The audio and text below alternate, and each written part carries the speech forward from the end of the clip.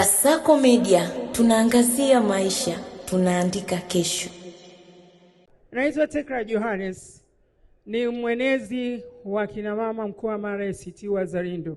Asante. Nilikuwa naomba niseme mambo matatu ambayo ni ya muhimu. Na nafasi hii namshukuru Mungu kwanza ambaye amenipa kibali, kwa sababu bila wewe kufika hapa yawezekana wazo hili lingekuwa ni mfu. Jambo la kwanza, ninatoka kata ya Nyandoto, kuna shule ya Nyandoto ya sekondari. Nitakapohitimisha nitahitimisha juu ya Mheshimiwa Rais. Ili shule ya sekondari tulihitaji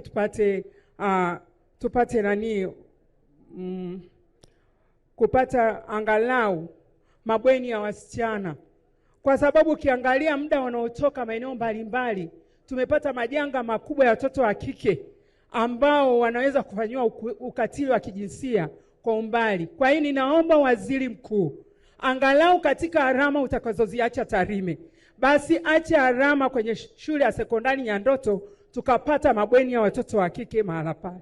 Nitashukuru sana. Jambo la pili nitakaloomba uache alama, kuna kivuko cha Nyasebe.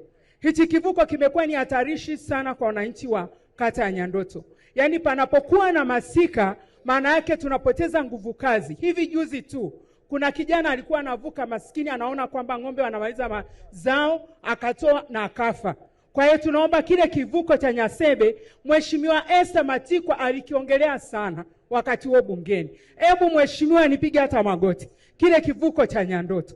Lakini napomalizia nisiache kumshukuru Rais wa Jamhuri ya Muungano wa Tanzania ambaye alikwamua watoto wa kike waliokuwa wanapata mimba wakarudi shuleni. Kwa hilo hata mbingu zitaandika.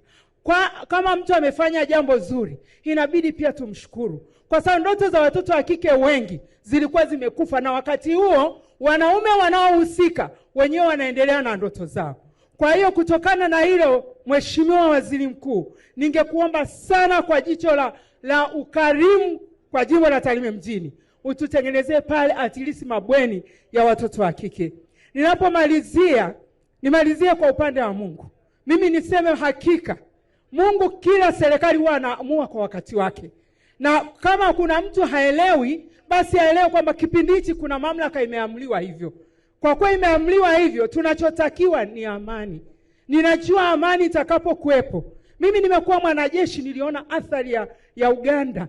Kwa hiyo ninaomba sana sana mfikishie Mama Samia ambaye ni Rais wa Jamhuri ya Muungano wa Tanzania, asome Methali, asome kitabu cha Methali 10:19, itampa mwelekeo. Ninajua hakuna mtu anaweza akapendwa na watu wote, lakini akumbuke yeye ni mtoto wa kwanza. Mtoto wa kwanza mara nyingi ana vita kali. Kwa hiyo ni rais wa kwanza mwanamke, akubali mishale yote, lakini atekelezee wananchi wajibu wao. Mungu aibariki Tanzania, Mungu bariki jimbo la Tarime, Mungu bariki Afrika nzima. Mungu awabariki sana. Kasako Media, tunaangazia maisha, tunaandika kesho.